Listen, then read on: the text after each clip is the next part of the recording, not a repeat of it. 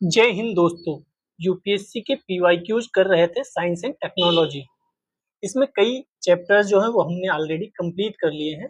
आज हमें रक्षा प्रौद्योगिकी और जो अन्य विविध में आता है पोर्शन वह कंप्लीट करना है। आप नए हैं तो थोड़ा सा विजिट करिए चैनल पर, आपको आपके मतलब की कई चीजें मिल जाएंगी। टेलीग्राम लिंक ज्वाइन कर लेंगे तो वहाँ क्विज वगैरह चलता रहता है। आप मुझसे कुछ भी पूछना चाहें तो पूछ सकते हैं। मेरा नाम जय है। चलिए बिना समय गवाए शुरू करते हैं आज का पहला क्वेश्चन। निम्नलिखित विमानों पर विचार कीजिए। उपयुक्त में से कितने पांचवी पीढ़ी के लड़ाकू विमान माने जाते हैं? आपके यहाँ राफेल है, मिग 29, तेजस MK1। तो इनमें से कौन है जो पांचवी पीढ़ी के हैं? पांचवी पीढ़ी क्या होता है इसके लिए आप स्टैटिक पढ़ेंगे, वहां पढ़ाया जाएगा। फिर जो करंट अफेयर्स में चर्चा में चीजें रहेंगी वहां याद करते हुए आप क्वेश्चन का आंसर दे सकते हैं जो एग्जाम में आएगा। तो इसमें कोई भी ऐसा नहीं था जो पांचवी पीढ़ी का हो। हम पांचवी पीढ़ी का बनाना चाह रहे हैं, उसका इंजन जो है वह हम चाहते हैं कोई हमें दे दे। तो पांचवी पीढ़ी या 5G के लड़ाकू विमान अत्यंत प्रतिस्पर्धी युद्ध क्षेत्रों मतलब बहुत बढ़िया होते हैं वो। 5G लड़ाकू विमान में स्टील्थ क्षमताएं होती हैं। स्टील्थ क्षमताएं यानी बेहतर संस्करण, उन्नत किस्म के हथियार। आफ्टर बर्नर की सहायता के बिना सुपरसोनिक गति से यहाँ पर फंसाया जाएगा अगर क्वेश्चन आया तो। दूसरा क्या पूछा जाएगा? वर्तमान में रूस के पास सुखोई 57, चीन के पास चेंगडू J-20 और अमेरिका के पास F-35 पांचवी पीढ़ी के लड़ाकू विमान है। तो इसके बारे में आप जानते हैं और सुखोई के बारे में भी आप जानते हैं। सुखोई रूस से, F-35 अमेरिका से। अमेरिका बहुत प्रयासरत है कि हमसे भारत F-35 खरीद ले और भारत खरीदना नहीं चाह रहा। भारत कह रहा है कोई भी लोग हमें दो, अपना सुखोई दो या F-35 दो, लेकिन उसके साथ हमें टेक्नोलॉजी भी ट्रांसफर करो। हम आप पे निर्भर ना रहें बल्कि आप हमारे यहाँ बनाओ ना, हम आत्मनिर्भर बनते हैं। तो इस चक्कर में क्वेश्चन पूछा जा सकता है क्योंकि आप जानते हैं कितना सब चल रहा है। 2022 का पहला क्वेश्चन, भारत में क्यों कुछ परमाणु रिएक्टर IAEA सुरक्षा उपायों के अधीन रखे जाते हैं जबकि अन्य इस सुरक्षा के अधीन नहीं रखे जाते? ऐसा क्यों है? पहली बात तो IAEA क्या है वो पता होगा आपको। नंबर एक, कुछ यूरेनियम का उपयोग करते हैं और अन्य थोरियम का। क्या ऐसा है कुछ यूरेनियम प्रयोग करते हैं कुछ थोरियम का? इसलिए नहीं। कुछ आयातित यूरेनियम का प्रयोग करते हैं और अन्य घरेलू आपूर्ति का। कुछ विदेशी उद्यमों द्वारा संचालित होते हैं और अन्य घरेलू उद्यमों द्वारा। कुछ सरकारी स्वामित्व वाले हैं, कुछ निजी स्वामित्व वाले। तो इसमें से सही आंसर कौन सा होगा? बी होगा। कुछ आयातित और कुछ घरेलू आपूर्ति। देखो, भारत सरकार ने फरवरी 2019 में निर्णय लिया कि कुछ नए परमाणु रिएक्टरों को यूरेनियम की विदेशी आयात से आपूर्ति सुनिश्चित होने के बाद ही IAEA सुरक्षा उपायों के अधीन रखने के विषय में विचार किया जाएगा। अब देखो, ये करंट अफेयर्स में रहा होगा क्वेश्चन 2019 में, और 2020 में क्वेश्चन पूछ दिया। तो सिर्फ पढ़ना नहीं है, ये भी ध्यान रखना है कि ये कब चर्चा में था और कब क्वेश्चन पूछा गया। फरवरी 2019 में था तो 1.5 साल पहले का करंट अफेयर्स, समझ रहे हो आप? 1.5 साल पहले का करंट अफेयर्स, क्योंकि 2020 में पेपर हुआ होगा मई जून में, पहले जून में होता था, और फरवरी 2019, तो 18 महीने पहले की कहानी हो गई। तो आपको ये ध्यान रखना, अगर आप 2026 में एग्जाम दे रहे हो तो 2025 का पूरा और 2026 का एग्जाम के समय तक यानी अप्रैल तक का चीजें याद हो। 2018 पहला क्वेश्चन, कभी कभी समाचार में उल्लिखित terminal high altitude area defence THAAD क्या है? सिंपल पूछ दिया गया क्या है, तो बताओ क्या है? अमेरिकी मिसाइल प्रतिरोधी प्रणाली है। ठीक है, क्या है? अमेरिकी मिसाइल प्रतिरोधी प्रणाली है। ऐसे ही पूछ दिया जाएगा जो इजराइल में है, डोम जो भी है। ऐसे कुछ और भी चर्चा में है तो क्वेश्चन पूछे जाते रहेंगे। क्यों पूछे जाते रहेंगे? क्योंकि इतने ज्यादा युद्ध हो रहे हैं तो रक्षा मंत्रालय और रक्षा विभाग और जो भी रक्षा से रिलेटेड चीजें हैं वह इम्पोर्टेंट हो जाती हैं। अमेरिका ने ईरान पे B-2 बॉम्बर से हमला किया था वो, तो आप वह भी इम्पोर्टेंट हो जाता है। ठीक है, तो इसे ध्यान रखिए। 2016 में पहला क्वेश्चन आया, INS अस्त्रधारणी का, जिसका हाल ही में समाचारों में उल्लेख हुआ था, कौन सा सर्वोत्तम वर्णन है? यह उभयचर युद्धपोत है, पनडुब्बी है, जलयान है या नाभिकीय शक्ति चालित विमान वाहक है। तो इसका आंसर सही होगा सी वाला, टारपीडो प्रमोचन पुनर्प्राप्त जलयान है ये। INS Kaveri, INS Kalvari, INS कई विक्रमादित्य नहीं कोई और था शायद। आईएनएस कितने ज्यादा हमारे पास हैं और चर्चा में हाल फिलहाल रहते हैं, ये कभी न कभी एग्जाम में आ ही जाता है। ठीक है, टारपीडो प्रमोचन पुनर्प्राप्ति जलयान 2015 को, देखो 2015 को, और क्वेश्चन पूछा गया 2016 में, और ये था अक्टूबर 2015 का, यानी 6-3-9 8-9 महीने पहले की घटना थी और पूछ लिया गया। ठीक है, और कुछ ज्यादा टफ नहीं पूछा गया, बस ये पूछा गया क्या है ये। चलो, अग्नि 5 प्रक्षेपित हो गया अभी हाल फिलहाल में, इंपॉर्टेंट है, अग्नि 5 याद रखिएगा। अग्नि 4 के बारे में क्वेश्चन पूछा जा चुका है। अग्नि 4 प्रक्षेपास्त्र के संदर्भ में निम्नलिखित में कौन सा कथन सही है? यह धरातल से धरातल पर मार करने वाला प्रक्षेपास्त्र है। इसमें केवल द्रव नोदक ईंधन के रूप में इस्तेमाल होता है, या 1 टन नाभिकीय वारहेड को 7500 किलोमीटर दूरी तक फेंक सकता है। कौन सा सही होगा इसमें? केवल एक सही होगा, क्योंकि 7500 गलत है और केवल भी गलत है। देखो, अग्नि 4 अग्नि श्रृंखला की चौथी मिसाइल है, जिसे अग्नि 3 प्राइम के नाम से जाना जाता है। इसकी मारक क्षमता कितना किलोमीटर है? कितना? 2500 से 3500 किलोमीटर। अभी जो 5 बनी है अग्नि 5, वो 5000 किलोमीटर, सॉरी 5, हाँ सही है 5000 किलोमीटर ना, हाँ 5000 किलोमीटर तक मार कर सकती है, आपने करंट अफेयर्स में पढ़ा होगा। या 1 टन के वारहेड को वहन कर सकती है, जबकि यहाँ कितना लिखा था 7500 किलोमीटर। ये तो अभी भी हम नहीं बना पाए, अभी भी हम कितना बना पाए हैं? 5000 किलोमीटर। या 2 चरणों वाली मिसाइल है, इसमें ठोस ईंधन का उपयोग किया जाता है। तो कौन सा ईंधन? ठोस। सड़क मोबाइल लॉन्चर से दागा जा सकता है। तो यही जो लिखा है ना, यही अग्नि 5 में पढ़ लेना। तो 5 5th मिसाइल हो जाएगी। उसकी लंबाई हमने बता दी कि कितनी लंबाई तक जाकर हम मार सकते हैं, 5000 किलोमीटर तक। हमारे जो एरिया में है वो तुर्की, अजरबैजान भी आ गए उसके हिसाब से, अगर अग्नि 5 जो बनी है। ठीक है, आप समझ रहे हो, बहुत ठीक कायदे से काम हुआ है अग्नि 5 वाला, बहुत ही बड़ी उपलब्धि है हमारे लिए, हमारे मतलब देश के लिए। तो वो भी याद रखो कि 2 चरणों वाली है कि 1 चरण वाली कि 3 चरणों वाली। उसमें यह भी याद रखना कि ठोस ईंधन प्रयोग हो रहा है या द्रव ईंधन, या दोनों। यह भी याद रखना क्या वो मोबाइल लॉन्चर से दागा जा सकता है या नहीं। ठीक है, यही अग्नि 5 के बारे में आप नोट करके लिख लीजिए एक पेज पे, 100% क्वेश्चन आएगा, मेंस में भी आ सकता है। अग्नि सतह से सतह पर मार करने वाली बैलिस्टिक मिसाइल है। तो ये दोनों तो वहां यहाँ सेम ही रहेगा, क्योंकि अग्नि का ही वो उन्नत संस्करण है। बैलिस्टिक मिसाइल है और सतह से सतह पर मार करने वाली। मान लो ये हमारा प्यारा भारत है, यहाँ से ऐसे उड़ा के मारेंगे कटार से। ठीक है, क्या पारंपरिक और परमाणु आयुधों को ले जाने की क्षमता रखती है? सेम उसमें भी है। अग्नि प्रक्षेपास्त्र के विभिन्न संस्करण। अग्नि 1, अब क्यों आप अग्नि 1 पढ़ो, अग्नि 4 पढ़ो? क्योंकि अग्नि 5 अगर आई है तो वो पीछे का इतिहास भी पूछ सकते हैं। जैसे 4 स्टेटमेंट दे दिए, 2 अग्नि 5 पर दे देगा करंट वाले, और 2 उठा के पीछे से पूछ लेगा।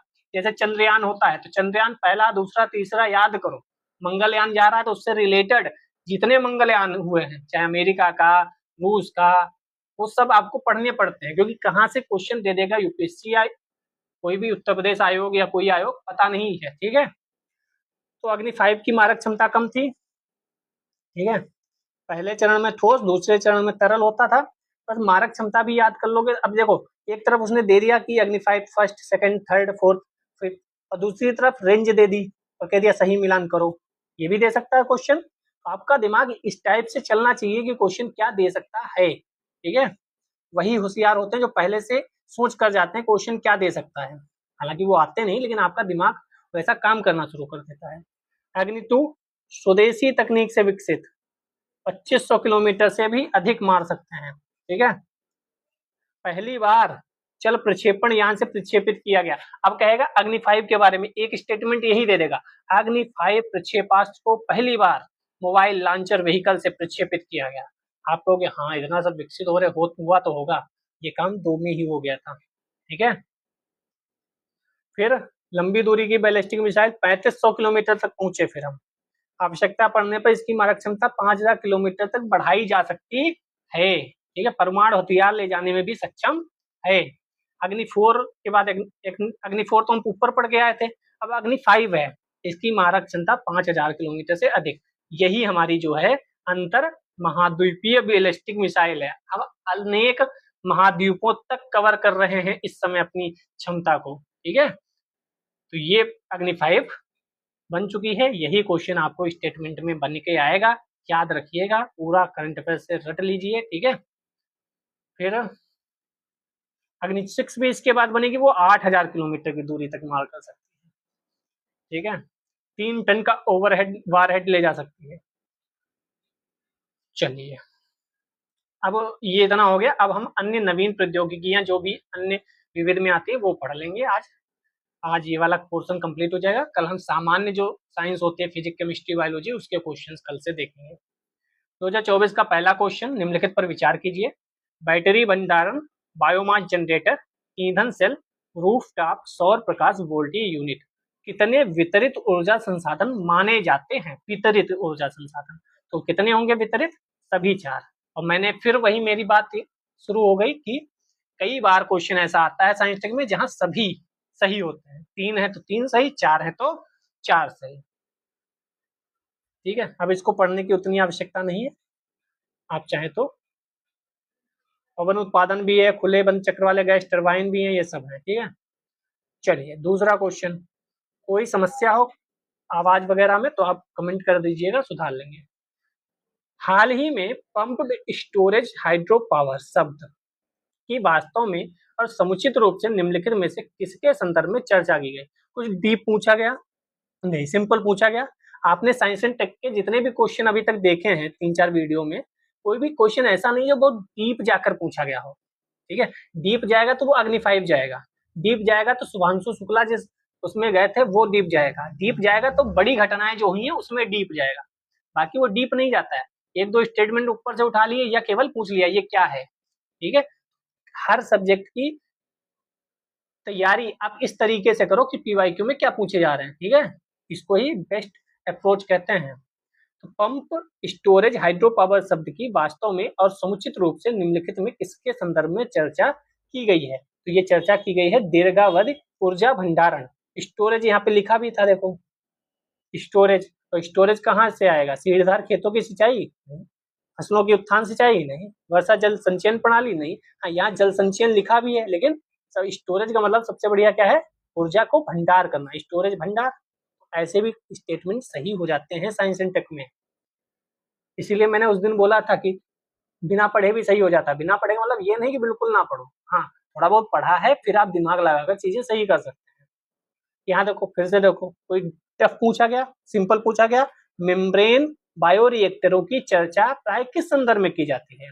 प्रजनन प्रौद्योगिकियों में, नैनो प्रौद्योगिकियों में, वैक्सीन उत्पादन या अपशिष्ट जल शोधन में? तो अपशिष्ट जल शोधन होना चाहिए। अपशिष्ट जल शोधन प्रौद्योगिकी टेक्नोलॉजी में की जाती है मेम्ब्रेन बायोरिएक्टर। तो डीप पूछा क्या है क्या नहीं है, सिंपल पूछा कहाँ पे काम आता है, पढ़ लो क्या है कहाँ पे काम आता है, आधा काम तो ये इसी हो जाएगा, ठीक। अब इसको पढ़ने की आवश्यकता है नहीं, करंट अफेयर्स में कुछ रहे तो याद कर लेना, जो व्याख्या के लिए जरूरी है वो मैं करा दूंगा। ये क्वेश्चन थोड़ा सा अलग टाइप का था, इसको देखते हैं। निम्नलिखित में से किनमें हाइड्रोजेलों का प्रयोग होता है? रोगियों में नियंत्रित औषध डिलीवरी में, चल वातानुकूलन प्रणाली में, और स्नेहकों का विरचन में।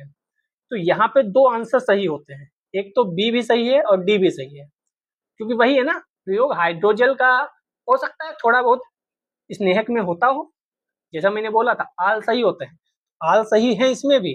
लेकिन तीसरा वाला देखो, हाइड्रोजेल का उपयोग कार्यात्मक स्नेहक के रूप में किया जा रहा है क्योंकि इसके उत्कृष्ट घर्षण रोधी, जीर्णन रोधी गुण, अनुकूलनीय लाक्षणिक प्रयोग क्षमता, अर्ध ठोस प्रकृति के कारण या पारंपरिक तरल स्नेहक या रिसाव के कारण होने वाली फलताओं को कम करने, वर्तमान में अनिर्णायक शोध के कारण औद्योगिक स्नेहक के रूप में इसके वास्तविक अनुप्रयोग का पता लगाना कठिन है।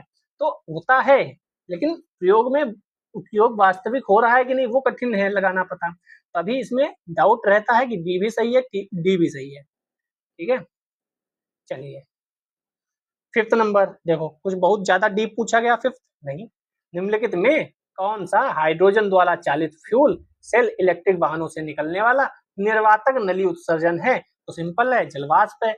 ये क्वेश्चन क्यों आया? क्योंकि हाइड्रोजन से बस चल रही है, हाइड्रोजन हाइड्रोजन इतना ज्यादा चल रहा था तो बहुत ज्यादा डीप पूछा उसने, नहीं डीप पूछा उसने, बस इतना पूछा क्या निकलता है हाइड्रोजन द्वारा। और जिसने भी थोड़ा बहुत करंट अफेयर्स पढ़ा होगा उसे पता है भाई जलवाष्प निकलता है, जिसको स्टोर करने के लिए बसों में कहा जाता था कि कुछ वो सब कहानियां थी चल रही थी। तो नहीं पढ़ा है एक बार, बस आंखों के सामने से निकल गई है ये बात, तब भी आप इसको सही कर देंगे। साइंस एंड टेक को पढ़ने की अप्रोच थोड़ा सा अलग रखिए, ठीक है। पीवाईक्यू बहुत इंपॉर्टेंट है इसीलिए कि आप भटक ना जाओ। जैसे मैं पढ़ता पढ़ता सब पढ़ने लगता था, मुझे लगता था कहीं मैं भटक तो नहीं रहा, फिर से पीवाईक्यू उठा के देख लेता था, 3-4 घंटे में सारे खत्म किए, मुझे पता चल गया अच्छा अच्छा हाँ यही तो लिमिट है, इससे आगे नहीं जाना है। पीवाईक्यू बताते हैं क्या पढ़ना है, कितना पढ़ना है, ठीक है। अब देखो ये तो वही है, मेम्ब्रेन बायोरिएक्टर, ये रिपीट हो गया दोबारा, छोड़ देते हैं, 6 रिपीट हो गया दोबारा, कॉपी पेस्ट। चलिए 2023 पहला क्वेश्चन, निम्नलिखित भारी उद्योगों पर विचार कीजिए, कर लेते हैं। उर्वरक संयंत्र, तेल शोधक कारखाने, इस्पात संयंत्र। कितने उद्योगों के वी कार्बन में हरित हाइड्रोजन की महत्वपूर्ण भूमिका होने की अपेक्षा है? वी कार्बन में हरित हाइड्रोजन कहाँ कहाँ उपयोग हो सकता है, कहाँ हो सकता है? फिर मेरा फार्मूला याद आएगा, सभी तीन। मैंने आपको इतना अच्छा फार्मूला दे दिया ना कि जहां भी डाउट होगा सभी तीन, और तो आप कहोगे सभी तीन। लेकिन दिमाग लगाकर ही करिएगा, वरना कई बार जाल में खुद ही फंस जाते हैं व्यक्ति। तो अभी इसमें देखो क्या कह रहा है, उद्योग में वी कार्बन में हरित हाइड्रोजन की भूमिका। तो उर्वरक संयंत्र में भी हरित हाइड्रोजन आप उपयोग कर सकते हैं, इस्पात में भी कर सकते हैं, तेल शोधक कारखाने में भी कर सकते हैं, कहाँ नहीं कर सकते, और भी कई जगह है वहां भी कर सकते हैं, ठीक है। तभी इसका सभी तीन सही हो जाएंगे।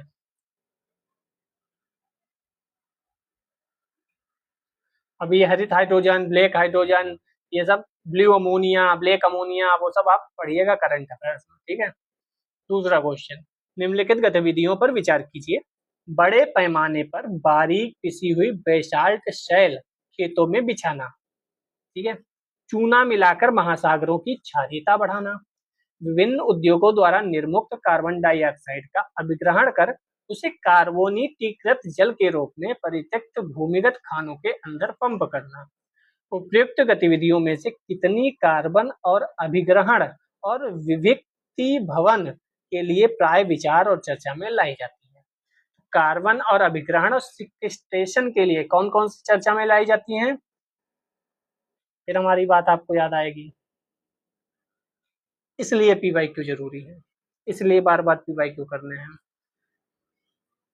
एटलीस्ट 10% क्वेश्चन तो ऐसे होंगे जो सभी तीन सही होंगे, और 2025 का पेपर इसका प्रमाण है कि 2-3 क्वेश्चन ऐसे थे जो नहीं पता थे, अगर आपने पीवाईक्यू अच्छे से करे हैं मेरे जैसे आदमी के साथ बैठकर, तो आपके सही हो जाएंगे 3-4 क्वेश्चन।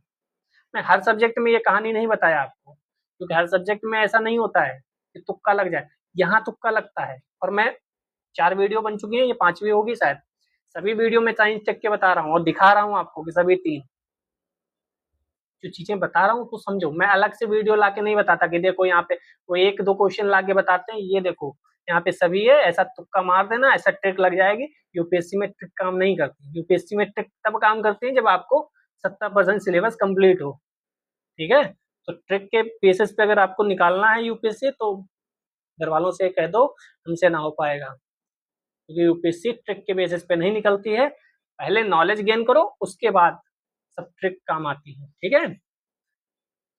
2022 का पहला क्वेश्चन, निम्नलिखित कथनों पर विचार कीजिए। परा सूक्ष्म कण नैनो पार्टिकल्स मानव निर्मित होने के सिवाय प्रकृति में अस्तित्व में ही नहीं है। अब आपको इस स्टेटमेंट को पढ़ के क्या लग रहा है? अगर मेरे साथ आप शुरू से पीवाईक्यू कर रहे होंगे तो आपको समझ में आ जाएगा ये कोई स्टेटमेंट सही है या गलत है। कुछ धात्विक ऑक्साइडों के परा सूक्ष्म कण प्रसाधन सामग्री के निर्माण में काम आते हैं। कुछ वाणिज्यिक उत्पादों के नैनो पार्टिकल पर्यावरण में आ जाते हैं, मनुष्यों के लिए असुरक्षित होते हैं। कौन सा सही होगा? तो कौन सा सही होगा? अब आप बताओ कौन सा सही होगा, हम नहीं बताएंगे। क्यों होगा? मैं बताता आ रहा हूँ इतने वीडियोज में। एक बार तो कमेंट कर देना दोस्त कि हाँ आप सही कह रहे हो रहे हैं, आपको पल्ले पड़ रहे हैं ये क्वेश्चन। मैंने बस 3 सर्किल किए और आप बता दोगे कि मैंने 3 सर्किल क्यों किए और क्वेश्चन स्टेटमेंट क्यों गलत है, क्यों सही है। ये पढ़ाई होनी चाहिए कि अपने आप वहां सर्किल हो जहां पर गलती होने के चांस हैं। उसने कुछ लिखा, कुछ वाले ज्यादातर क्वेश्चन सही होते हैं। उसने लिखा कोई ऐसा है ही नहीं जो प्रकृति में अस्तित्व में हो, ऐसा थोड़ी होता है, कुछ तो एक आध तो होगा भाई। ठीक है, पहले नॉलेज गेन करो। मैं क्यों बता पा रहा हूँ, क्योंकि मैंने 10 बार 15 बार कर रखे हैं और मैंने नॉलेज गेन किया है। तो पहले सिलेबस कंप्लीट करो, पीवाईक्यू देखो, फिर आप सबसे 4 कदम आगे ही होगे। चलिए दूसरा question, non fungible tokens NFT जिसे बोलते हैं, के संदर्भ में कुछ कथन है, उस पर विचार करो। वे भौतिक परिसंपत्तियों के अंकीय निरूपण या डिजिटल रिप्रेजेंटेशन को सुकर बनाते हैं। सुकर मतलब सरल बनाते हैं। वे अनन्य क्रिप्टोग्राफिक टोकन्स हैं जो किसी ब्लॉकचेन में विद्यमान हैं। उनका तुल्यता पर व्यापार या विनिमय किया जाता है और इसलिए उनका वाणिज्यिक लेनदेन के माध्यम के रूप में इस्तेमाल किया जा सकता है। किया जा सकता है, किया जा सकता है। कौन सा सही होगा? एक और दो सही होंगे। क्यों? क्योंकि उनका तुल्यता पर व्यापार या विनिमय किया जा सकता है, इसलिए उनका वाणिज्यिक लेनदेन के माध्यम के रूप में इस्तेमाल किया जा सकता है। इसको यहाँ पर पढ़ लेते हैं। नॉन फंजिबल का अर्थ है नॉन फंजिबल टोकन परस्पर विनिमय नहीं है, क्योंकि वो नॉन फंजिबल है। प्रत्येक एनएफटी की यूनिक पहचान होती है, इसे नॉन फंजिबल और अद्वितीय बनाती है। तो ये फंजिबल नहीं है। ठीक है, तभी मैं कहता हूँ हर जगह वो ट्रिक काम नहीं करेगी आपकी, लेकिन जब आप फंसे हो तब काम आएगी। जब मैंने बोला 80% आपको पता हो, अगले 10 क्वेश्चन आप इस तरीके से कर सकते हो, लेकिन आप पूरी उसी ट्रिक से करने पे बैठोगे तो आपसे ना हो पाएगा। तीसरा क्वेश्चन, निम्नलिखित स्थितियों में से किस एक में जैव शैल प्रौद्योगिकी बायो रॉक टेक्नोलॉजी की बातें होती? सिंपल पूछा गया, bio rock technology. Bio rock, rock मतलब पत्थर, बायो मतलब बायोलॉजी से रिलेटेड। अब देखो, कोरल रीफ्स की बहाली, पादप अपशिष्ट का प्रयोग कर भवन निर्माण सामग्री का विकास, शेल गैस के अन्वेषण के लिए क्षेत्रों की पहचान, वनों संरक्षित क्षेत्रों में जंगली पशुओं के लिए लवण लोहिकाएं साल्ट लेक्स उपलब्ध कराना। कौन सा होगा इसका? ए होगा। क्यों? क्योंकि कोरल रीफ्स की बहाली जो है वो बायो रॉक टेक्नोलॉजी ही है। कोरल रीफ पे क्वेश्चन आते हैं, ठीक ठाक आते हैं, तो कोरल रीफ आप पढ़ लीजिएगा अच्छे से। फोर्थ नंबर, निम्नलिखित पर विचार कीजिए। ये क्वेश्चन डिजी लॉकर पे एक और बार आ चुका है। ठीक है, कल वाले वीडियो में हमने पढ़ा था और ये यहाँ भी आया था। उपयुक्त में से कौन से ओपन सोर्स डिजिटल प्लेटफॉर्म पर बनाए गए हैं? Open source, open source, open source. तो ओपन सोर्स एक ही नहीं है कि सभी हैं? सभी है ओपन सोर्स। आरोग्य सेतु भी है, कोविन भी है, दीक्षा भी है, डिजी लॉकर भी है। तो यहाँ भी सभी हो गए, सभी सही। लेकिन ये वही है, अंत में करना है, स्टार्टिंग में सभी सही सभी सही मत खेलना है। 80 क्वेश्चन कर लो, 70 क्वेश्चन कर लो, उसके बाद खेल लेना। ठीक ठीक। तो डिजी लॉकर कल भी हमने क्वेश्चन बताया था, आप चाहेंगे तो मैं दिखाऊं, लेकिन वही समय खराब होता है। मैंने कई वीडियोज में आपको दिखा रखा है। दीक्षा भी इम्पोर्टेंट है, डिजी लॉकर आपके लिए भी इम्पोर्टेंट है। कल मैंने पूरी कहानी बताई थी डिजी लॉकर की, आपने देखी होगी। दूसरा, सॉरी, 2020 का पहला क्वेश्चन, निम्नलिखित गतिविधियों पर विचार कीजिए। खेत में फसल पर कीटनाशी छिड़कना, ठीक है। सक्रिय ज्वालामुखियों के मुखों का निरीक्षण करना, ठीक है। डीएनए विश्लेषण के लिए उत्प्रेक्षण करती हुई व्हेलों के श्वास के नमूने एकत्र करना। तकनीके के वर्तमान स्तर पर उपयुक्त गतिविधियों में से किसे ड्रोन के प्रयोग से सफलतापूर्वक किया जा सकता है? ड्रोन के प्रयोग से आप खेत में फसल पर कीटनाशी छिड़क सकते हैं। सक्रिय ज्वालामुखी के मुखों का निरीक्षण क्या कर सकते हैं? क्या व्हेलों के श्वास के नमूने एकत्र कर सकते हैं? तो जब सकते हैं तो सर ने एक बात बताई थी, बेटा जहां भी किसी चीज के उपयोग की बात होगी कि यहाँ क्या ऐसा उपयोग कर सकते हैं, यस। क्या यहाँ टेक्नोलॉजी उपयोग कर सकते हैं, यस यस यस यस, सभी तीन। और ये मैं नहीं बता रहा हूँ, ये मुझे भी किसी सर ने ही बताई थी। तो उसके बाद मैंने इसे देखा, तब मुझे लगा यार बात तो सही बता रहे हैं। अब ये मैं आपको बता रहा हूँ, आप कल को किसी और को बता सकते हैं। ठीक है, कि अगर कोई प्रयोग हो रही है टेक्नोलॉजी तो अधिकतर जगह पे ही हो सकती है। तो सकता है अगर कहीं पे है तो हाँ, अधिकतर जगहों पर हो सकती है। चलिए इसका देख लेते हैं। विकास की वर्तमान स्थिति में आर्टिफिशियल इंटेलिजेंस किस प्रकार कार्य करता है, कहाँ कहाँ कर सकता है? औद्योगिक इकाइयों में विद्युत की खपत कम करना, तो एआई के हिसाब से कम हो ही सकती है उद्योग में। जैसे उन्हें पता चला कोई मशीन बंद है तो अपने आप एआई ने उसको काम पे लगा दिया। मतलब एआई काम कर सकते हैं ना, विद्युत की खपत कम कर सकती है ना। आप कमरे से बाहर निकल के गए, कमरे की लाइट अपने आप बंद हो गई, अपने आप पंखा बंद हो गया, आप तो भूल गए थे, लेकिन एआई ने वहां बंद कर दिया आपके जो ऑफिस है उसकी लाइट, विद्युत की बचत हुई। यस। सार्थक लघु कहानियों और गीतों की रचना, ये सही भी कही जा सकती है, गलत भी कही जा सकती है। एआई कहानी और गीत की रचना कर रहा है तो इसको सही भी कह सकते हैं, लेकिन कुछ लोग कहेंगे नहीं वो तो इमोशन फलाना ढिमाका तो नहीं कर सकता, तो इसको हम कर सकता है में रखेंगे। रोगों का निदान एआई कर सकता है, कर रहा है।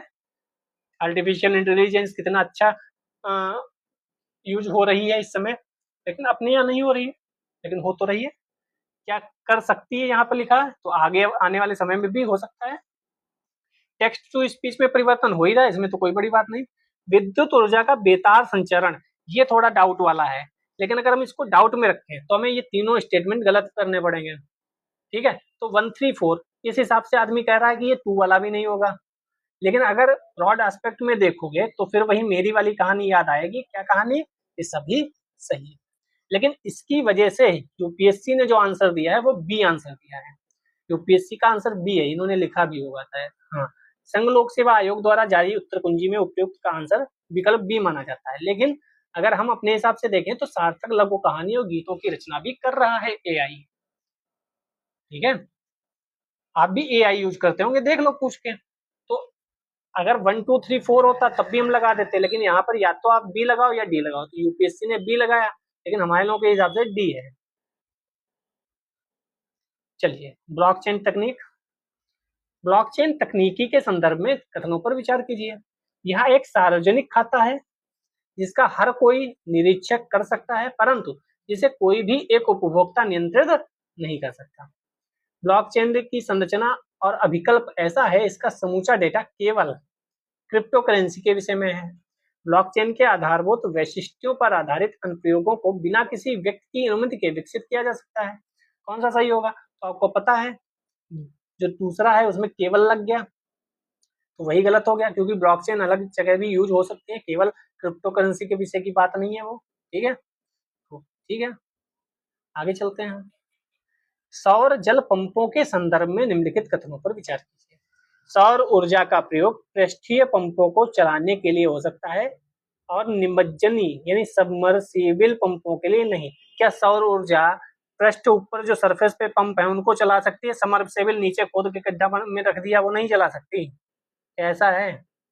सौर ऊर्जा का प्रयोग अपकेंद्री पंपों को चलाने के लिए हो सकता है और पिस्टन वालों के लिए नहीं।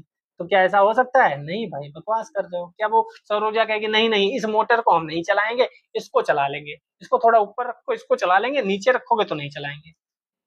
समझ रहे हो ना कि साइंस टेक में कैसे पढ़ना है? थोड़ा बुद्धि लगा के भी करना है, ये मत करना है कि सौर जल पंप तो मैंने पढ़ा ही नहीं था। कई क्वेश्चन ऐसे आते हैं जो आप पढ़े नहीं होते हैं, सही हो जाते हैं, उन्हीं का सिलेक्शन हो जाता है जिनका सही हो जाता है। चलिए, 3D की भी बात कर लें। 3D मुद्रण का निम्नलिखित में से किसमें प्रयोग होता है? 3D कहाँ प्रयोग हो सकता है? मिष्ठान की चीजें बनाने में, जैव इलेक्ट्रॉनिक कण के निर्माण में, ऑटोमोटिव उद्योग में, पुनर्निर्माण शल्यक्रम में, डेटा संशोधन प्रौद्योगिकियों में। कहाँ होगा? बताओ कौन सा सही है? फिर वही मेरी कहानी, सभी जगह हो सकता है भाई, सभी जगह, सभी जगह, सारे प्रयोग सभी जगह, अधिकतर चीजें सभी जगह उपयोग हो सकती हैं। मजा तो आ रहा होगा साइंस टेक में कि इतनी बढ़िया ट्रिक बता दी, अब तो हम बादशाह हैं। लेकिन मैं बार बार कह रहा हूँ, बादशाह आप तब हैं जब पूरा सिलेबस कंप्लीट करके बैठे हैं, तब जो क्वेश्चन नहीं आते वो सही हो जाएंगे। आप यही ट्रिक पे खेलोगे तो नहीं हो पाएगा यूपीएससी।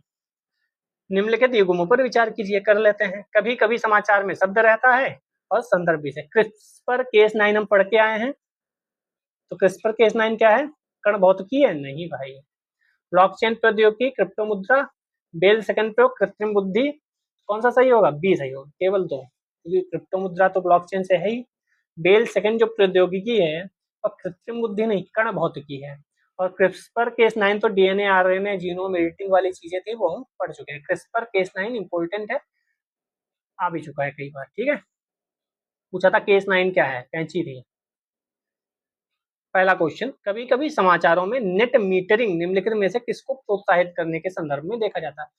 सिंपल क्वेश्चन पूछा जाता है, ये क्या है, इसका उपयोग क्या है, कहाँ उपयोग होता है? तो नेट मीटरिंग क्या है? Meter, meter. तो यह परिवारों उपभोक्ताओं द्वारा सौर ऊर्जा का उत्पादन और उपयोग, इसे नेट मीटरिंग बोलते हैं। नेट मीटरिंग स्कीम सौर ऊर्जा को बढ़ावा देने के लिए ली गई। ठीक है, चलिए पहला क्वेश्चन। सौर ऊर्जा से कई क्वेश्चन आ चुके हैं, आप इसको भी ऑब्जर्व करे होंगे। स्वास्थ्य क्षेत्र में नैनो टेक्नोलॉजी के प्रयोग के संदर्भ में निम्नलिखित कथनों पर विचार कीजिए। कर लेते हैं। नैनो टेक्नोलॉजी के द्वारा लक्ष्य युक्त औषधि प्रदान करना संभव कर दिया गया है। तो आपको क्या लगता है, सही होगा? नैनो का मतलब बहुत छोटा, तो टारगेट बहुत छोटा, जहां चाहिए वहीं पहुंचा रहा है, तो इतना छोटा है वहां पहुंचा ही देगा। जीन उपचार में एक बड़ा योगदान दे सकता है, तो क्या होगा, दोनों सही होंगे। जीन थेरेपी योगदान दे ही सकता, क्योंकि नैनोमीटर मतलब बहुत छोटी चीजों पे काम हो रहा है इसमें। ग्राफीन भी पूछा गया था। ग्राफीन आजकल प्राय सुर्खियों में रहता है, क्या महत्व है इसका? तो ग्राफीन का क्या महत्व था? इसका शायद महत्व था सी या डी, कौन सा था इसका आंसर? अच्छा, सही है स्टेटमेंट, सी वाला सही है। हाँ, सी था। 1 2 4, तो देखो 1 2 4, 3 नहीं था। ग्राफीन क्या था? यह एक द्विआमी पदार्थ है, इसकी विद्युत चालकता उत्तम है। विद्युत चालकता तो आपको पता होगी। यह अब तक जांचे गए सबसे तनु किंतु सबसे शक्तिशाली पदार्थों में से है। सबसे शक्तिशाली भी है, सबसे तनु भी है। पूर्णतः सिलिकॉन से बना होता है, ये गलत था। टच स्क्रीन, एलसीडी, कार्बनिक एलईडी सभी जगह इसका प्रयोग हो रहा है। तो ऐसा कुछ आ जाए तो आप याद रखिएगा, ठीक है। Graphene, chicken wire, graphite charcoal, ठीक है। विशिष्ट गुण क्या है? 100 गुना अधिक मजबूत है इस्पात से, स्टील से 100 गुना अधिक मजबूत। विद्युत का सुचालक है, पारदर्शी है, ट्रांजिस्टर। तो ये ऐसा कुछ करंट अफेयर्स में आए तो याद रखिएगा, सभी जगह इसका उपयोग हो ही सकता है, उसमें कोई दिक्कत नहीं।